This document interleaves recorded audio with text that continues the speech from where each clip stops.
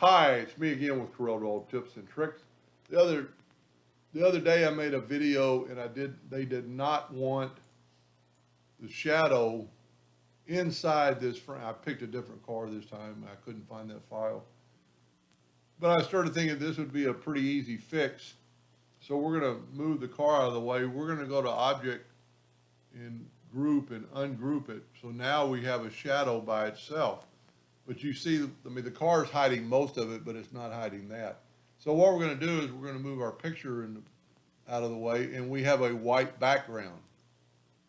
Okay, so we're going to take the white background, and we're going to go to Object. You're going to have to do this a couple times to the front of page, and now the car's gone. Now, or the shadow's gone. Now we can move. Now we can move the car back, and then go to Object, Order, Front of Page, and now the shadow does not get into the picture.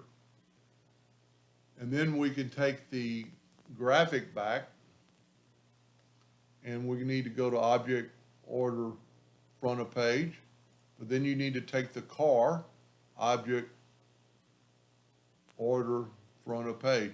Now the shadow is only on the car that's sticking past the